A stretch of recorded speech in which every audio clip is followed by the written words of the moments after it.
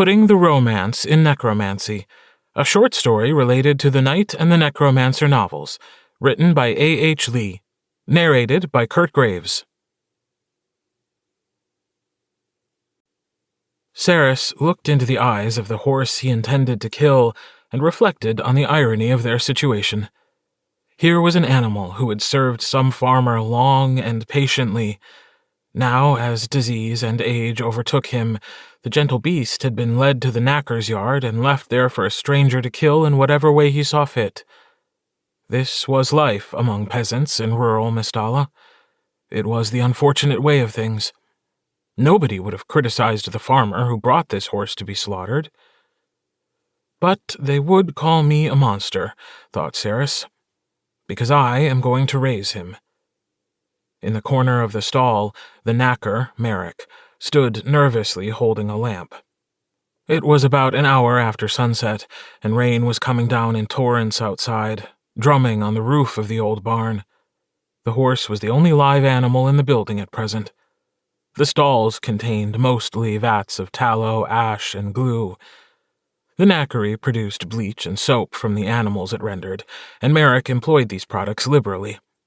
The knackery was a surprisingly clean place, considering what went on here, but the caustic odors of bleach and lye could not quite hide the unpleasant undertones of blood, decay, and rendering fat. To normal people, the knackery was an unpleasant place. To Sairis, however, it was a beacon. Each transition from life into death fed Sairis's magic, whether he wished it or not. A ritual death at his own hand provided a particularly potent jolt of energy, but he hadn't come here this evening in search of power. He'd come for the most ordinary of reasons: transportation. "I need to get to Sairis," he'd told Merrick. "I've never ridden a live horse in my life." He hadn't said the rest. That a necromancer with a price on his head couldn't simply hire a cart, that the walk would take 2 days and he might be recognized, that he was frankly terrified of living horses. Sairis's primary experiences with such animals involved knights who were trying to kill him for glory and the king's bounty. He'd had little reason to travel in the past. In his 22 years, he had never ventured more than 5 miles from Karkaroth's tower, at least not since his arrival there as a child. He'd come as an apprentice, and he still thought of himself as such. But Sairis knew perfectly well how the villagers thought of him. A necromancer's apprentice was, in a word, a necromancer. Not that fear stopped them from calling on their local monsters when all else failed. Every few weeks, Sairis would come to the bottom of the tower to answer a guilty knock from some terrified, tongue-tied supplicant in dire need. Just as well, since not even magic could make an isolated tower in a salt-poisoned wood utterly self-sufficient. Sairis and Karkaroth sold or traded charms and potions to the wary, desperate people who crept to their door. They handed out protective amulets, love trinkets, and fertility spells in exchange for flour, salt, vegetables, and fresh meat. Sairis snuck into one of the neighboring villages occasionally to sell the armor of knights who made the mistake of trying to collect the king's bounty on necromancers. In this way, Sairis and his master survived. Sairis had no one, apart from Karkaroth, whom he might call a friend. However, the knacker, Merrick, was a regular customer. His first appearance at the tower had been about 5 years ago. Sairis was only 17. Merrick was at least 10 years his senior, yet he called Sairis Sir and Magus, and would not look him in the face for at least the first year of their acquaintance. He'd brought bones and organs in trade. These were useful in spells. Sairis had hoped he'd come back, and he had. "This is technically a charm, not a potion," Sairis told the knacker on his second visit. He knew he was wasting his breath, but he hadn't spoken to anyone in days, and he wished the villagers had a better grasp of the magic they slunk to his tower to procure. "You understand that magic can't really make anyone fall in love with you, right? Love charms are to make you feel more amorous." The knacker had nodded, his lower-class accent coming out thick in his anxiety. "I understand, sir." Sairis continued in a business-like manner. "Will you be wanting a fertility charm to go with it? Or an infertility charm?" Most men the knacker's age wanted one or the other. "No need, sir." Sairis had cocked his head at that, but the knacker had fixed his eyes on his boots and refused to look up. Sairis couldn't rally his own courage enough to ask the question he wanted to ask, and they'd parted ways. That had been in fall. Merrick had returned the following spring with an entire dead sheep in trade. This time, Sairis had gotten up his nerve to say, "You shouldn't rely on charms for this sort of thing very often. Your body will forget how to—" He made a vague motion with his hand and focused on the sheep. "Oh, I'm not, sir," said Merrick quickly. "I like to enjoy myself in the taverns when I go to the capital for business a couple of times a year, but even the littlest bit of wine makes me—" Sairis could feel himself coloring. "Well, I think this charm will work for you. Thank you for the bones. Good evening." That's why he doesn't need an infertility spell, Sairis told himself. Because whores take their own precautions.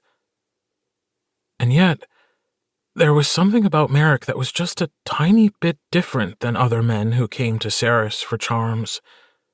Perhaps it was in his demeanor. The way he spoke to Sairis was just a touch gentler than Sairis was accustomed to being spoken to. Merrick was obviously scared to death of him. Everyone was. But Sairis had the sense that, if he had not been a necromancer living in a tower, Merrick would have held the door for him and never let him carry a dead sheep up 20 flights of stairs. "I am imagining this because I am lonely," Sairis told himself. "Get used to it, Sair."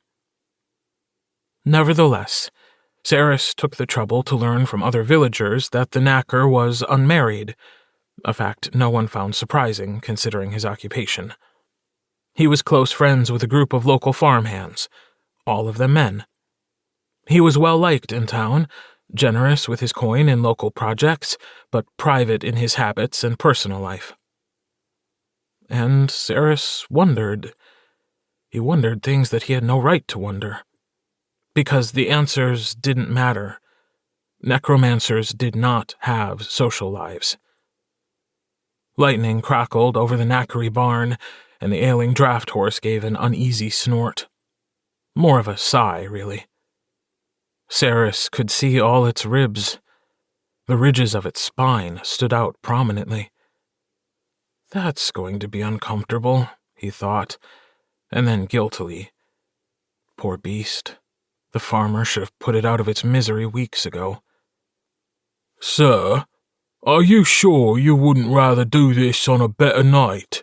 asked Merrick from the doorway. "You'll be soaked, and the road will be so dark." "That's exactly why I have to do it tonight." Aloud, Sairis said, "You don't think this is appropriate corpse-raising weather?" Merrick went a shade paler, and Sairis regretted his joke. He was about to try for a better one when Merrick managed, "My granny would have called it romantic weather, sir." "Was she fond of heroic ballads?" asked Sairis acidly. "The kind where knights slay monsters?" Merrick nodded. He was so clearly trying to be brave.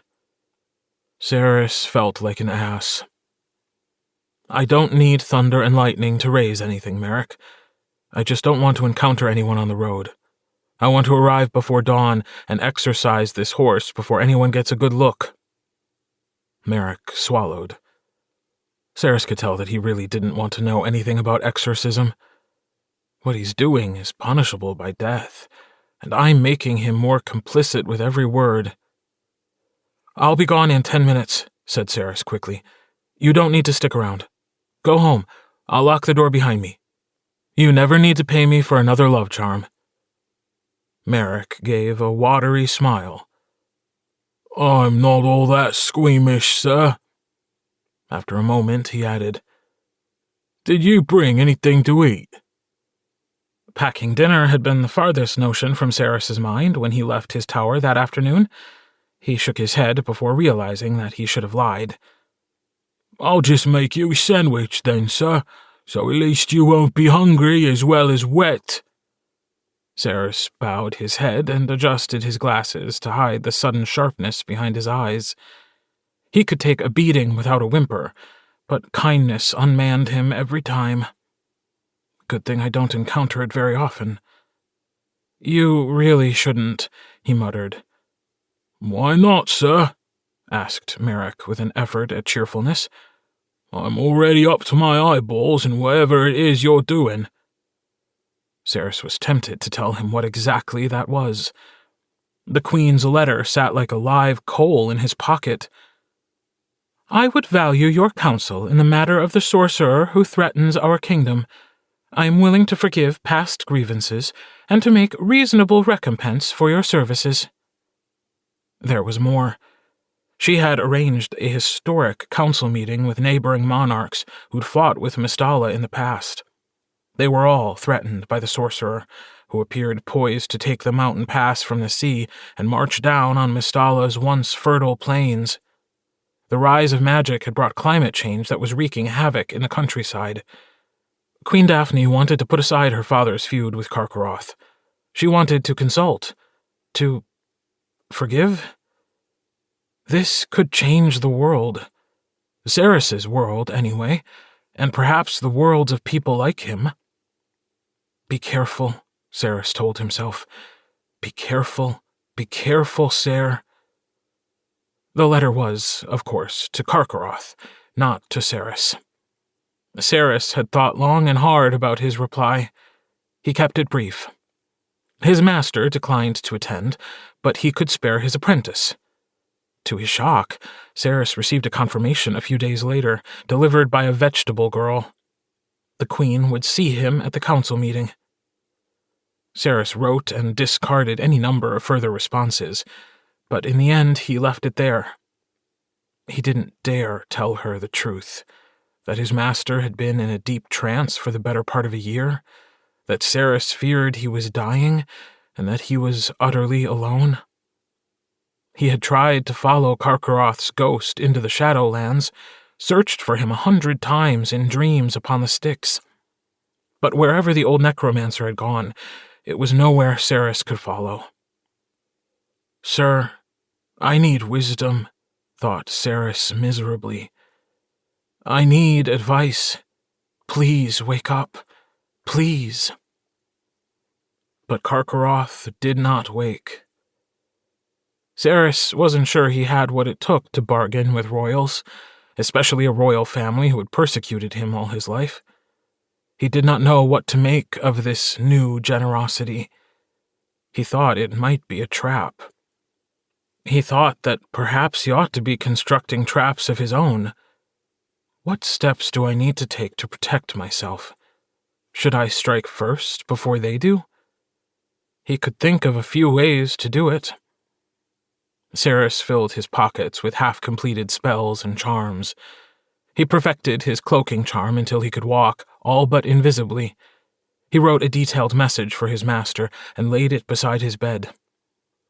"Although I may be in more trouble than the Queen could devise if he wakes and finds I've gone to parley with our enemies." The Queen had offered an armed escort, but Sairis couldn't bear the idea of inviting such people into his wood, even if it turned out they were well-intended. He would reach Sairis by his own secret ways. No need for knights of the realm to learn how he came and went. This had seemed like a smart and careful plan, until he began thinking about specifics. And now he was standing in a knackery barn in front of a gaunt horse in the middle of a thunderstorm, trying the patience of his most trustworthy client. A client who had just offered to make him a sandwich. "I'll put on a pot of tea as well," said Merrick as he ducked out of the room.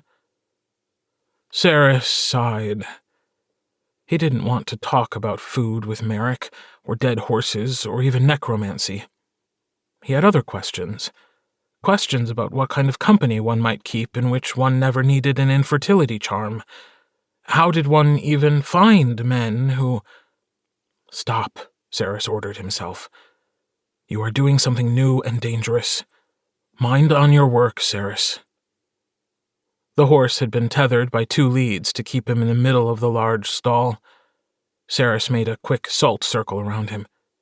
He didn't think he needed it, but the ghosts of big animals could be unpredictable. He wished he'd gotten Merrick to ask the beast's name. The ghosts of domestic animals sometimes responded to their names almost as well as human beings. Sairis wrote a couple of runes in the dirt, activated the circle with a trace of magic, then took out his dagger. It didn't look like much, an old weapon with a worn leather handle, but a close inspection would reveal runes etched into the blade and a band of silver around the hilt. It was spelled steel, carefully prepared. Sairis had tethered ghosts to this blade before, although there was nothing trapped in it now. He pricked his own thumb, and a bright red drop welled against the pale skin. He brushed it quickly over the sleek fur of the horse's forehead, a single rune for binding and claiming. Then he cut the horse's throat. Sairis had killed enough horses to know how hard and deep he needed to strike, as well as how to avoid the spray of blood. But those horses had been healthier. They'd usually had knights on their backs who were trying to murder him. This horse was already halfway to the Shadowlands, and it went down like a sack of potatoes. Sairis swore as blood speckled his glasses. He'd hoped to keep the animal on his feet. "Not very elegant this evening, are you, Sairis? Although I'm not sure who I'm trying to impress. Merrick?" The idea of apologizing to his frightened customer for his inelegant corpse-raising nearly sent Sairis into a fit of nervous giggles. He was already whispering the spell that would offer his blood to the horse. He could sense the ghost there, wavering and confused, trapped by the binding rune and fascinated by the honeyed gleam of necromantic blood. The animal accepted the offering, consuming some of Sairis's magic in the process. This would allow the ghost some control over the body in which he was trapped. Sairis felt the firm tug of his connection to the spirit. This was usually the point at which he would give it a command. Ghosts needed goals like ordinary people needed water. Animal ghosts functioned best with very specific, very simple goals. However, in this case, Sairis just wanted it to behave as though it were alive. Which was actually rather complicated, now that he thought about it. The dead horse's eyes were already going milky. It jerked to its feet in 2 ungainly heaves, stiff-legged, as unnatural as a puppet on a string. Well, at least no one should be inspecting us closely in this romantic weather. "Stop right there, miscreant!" Sairis jumped so hard that he nearly bumped noses with the dead horse. Something sharp pressed into the small of his back. "You are under arrest. Turn around and keep your hands up. No sudden movements or I'll gut you like a fish. Hands in the air." Sairis turned, heart beating so hard that he could see the pulse in his vision. A man stood there, dripping in a bulky raincoat, looking fierce and triumphant. He had a dark lantern in one hand and a drawn sword in the other. "Drop the dagger," he snarled. Bounty hunter, thought Sairis. He wondered whether the man was a magician. Surely he must be to act so bold. Can I kill him without attracting attention? Without burning down Merrick's barn? Panic clawed at the back of Sairis's throat. What if he has a posse waiting outside? Can I take them all this far from my tower? Do something, Sairis, before he binds you, collars you, burns you alive. "Master Tybalt," came Merrick's voice. The fog of panic receded a little, although Sairis still couldn't quite process what was happening. He realized that he had unconsciously summoned a fireball in the hand not holding the dagger. His palm was facing away from the intruder, and he dismissed the fire quickly before the glow could become obvious. The stranger lowered his sword, then sheathed it. "Merrick? Gods, are you really at work on a night like this? I thought someone was breaking into your barn. Who is this fellow?" Relief flooded Sairis with such force that he almost sat down. Night watchman. I almost incinerated the night watchman. And then, shit, the horse. He had to force himself not to turn around and evaluate exactly how unnatural the animal looked. "Take a breath," he told it fiercely. Ghosts never remember to breathe. His bound servant obediently made a wheezing, gurgling sound that strongly resembled a clogged drain. It exhaled noisily, spraying the back of Sairis's neck with gobbets of half-congealed blood. "I am definitely putting the romance in necromancy this evening." Merrick, meanwhile, was the picture of startled innocence, offering the watchman a cup of tea, distracting him from the dead horse, which stood swaying upon its feet, trying to remember how to breathe. Sairis couldn't quite remember how to breathe either. His fear of a confrontation with a band of bounty hunters was replaced by a fear of a confrontation with the village watch. He would certainly win that fight, but he would lose what little goodwill the village held for him, and he probably wouldn't make it to Sairis. "Traveler from out of town," Merrick was telling the watchman. "His animal fell ill. Vet couldn't help, so here he is." "Terrible night for it," muttered the watchman. His eyes finally focused on the horse. "Gods, the beast is in bad shape, isn't it? Looks dead already." Sairis forced his mouth to form the words. "Yes, I waited too long. He was a well-loved horse, practically a pet. I feel I must do the deed myself." He waved the dagger, conscious that he was babbling. He wondered if the blood on his glasses was visible from across the stall. Surely not. The watchman's eyes fell to the dirt floor, looking more confused than suspicious. Sairis cursed himself for calling attention to the place where he was standing. The horse had dark fur, so it was difficult to see the blood soaking its chest and forelegs. The dirt underfoot was dark, too, but blood stood out brightly where it crossed Sairis's salt circle. Sairis wished he knew anything at all about memory magic. A thought occurred to him, and he muttered a spell that made the lanterns flicker and burn low. The watchman blinked in the sun dimness. For a moment, he looked as though he might walk over for a closer look at the horse, but then he shrugged and turned to the door. "Well, that's a sad business. I see there's no thief here, and I won't disturb you further." He turned back around to tip his cap to Merrick, and the damned horse's ghost chose that moment to jerk its head up in a jaunty swinging motion, more like a bird than a horse. It looked directly at the watchman with eyes that had gone milk-white and opened its mouth in a hiss. The romantic weather sent a strobe of lightning through the building, gleaming off the teeth of the undead horse. Sairis shut his eyes and considered how best to incinerate the watchman. He wanted to incinerate the horse. The watchman took a step back, nearly dropped his lantern.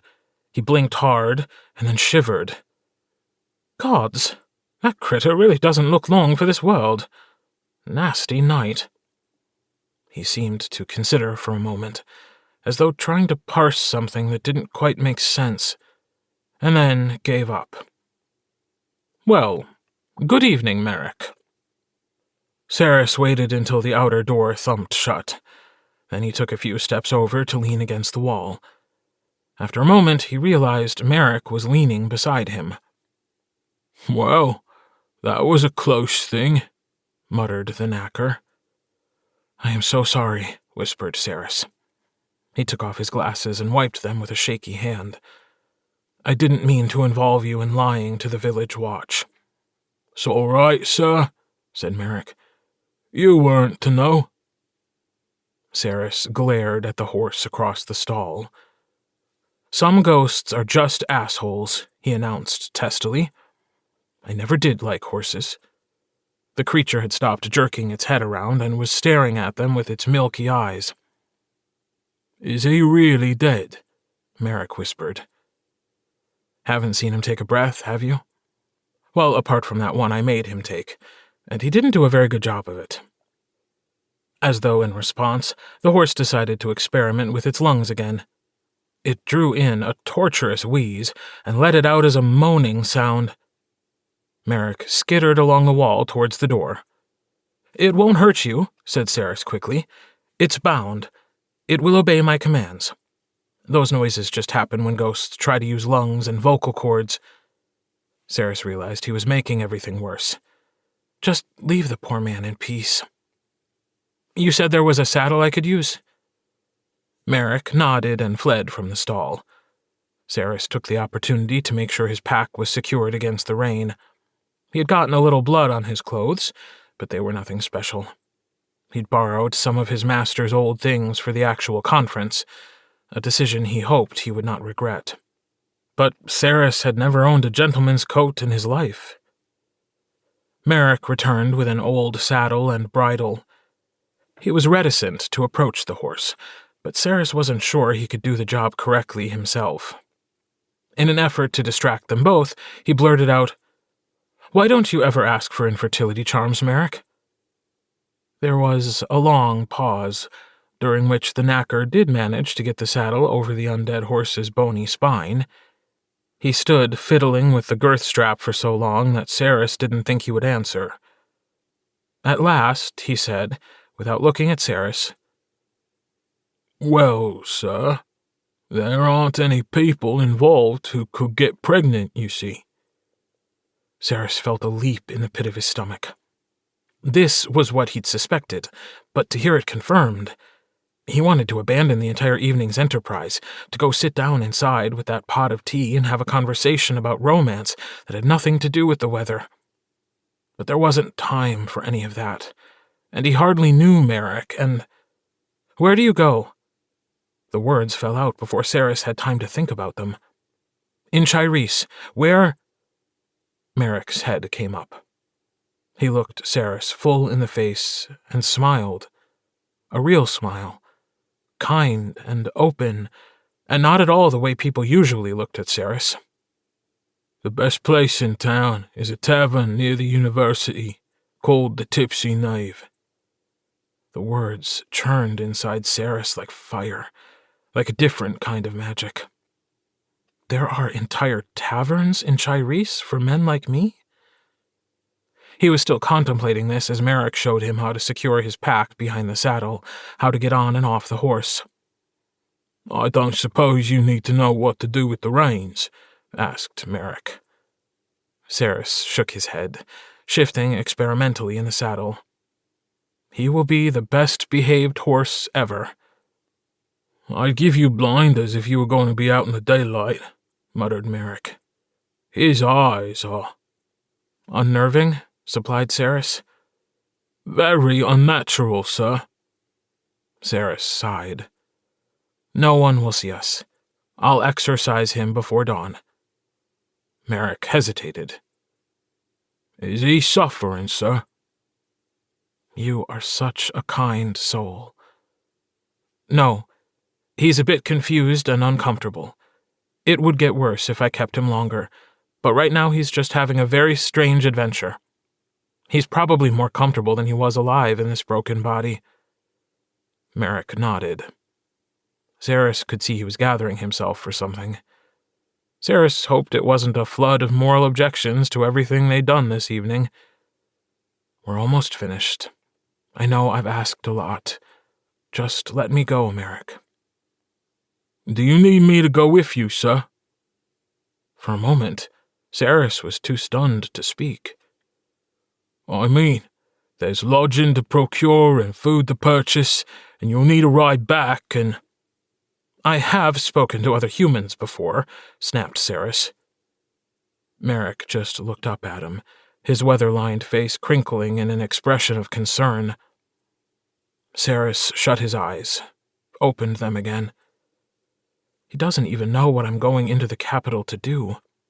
He's putting his life in danger to help me, and he doesn't even know why." "Thank you, Merrick. I am very conscious of what you are offering. I know it's generous, but I don't want anyone else along." Merrick nodded. He tucked a leather satchel into Sairis's pack. There's your dinner and a flask of tea, sir. Try to eat it somewhere dry. Merrick threw open the barn doors. Sairis was about to urge the horse's ghost into the stormy night when Merrick added, Do visit the Tipsy Knave, Sairis. They're very kind. I think you'd like the place. It was the first time Merrick had ever used his name. Sairis felt that damnable sting behind his eyes again. He wanted to say thank you, but didn't trust his voice. In the end, he just looked down at Merrick, nodded, and forced his mouth into an uncertain smile. Then, Sairis straightened in the saddle, issued commands to his undead servant, and sallied forth into the downpour. He was off to see the capital and the Queen, and perhaps a certain tavern. He was off to change the world. And thanks to Merrick, he would have tea and a sandwich while he was doing it.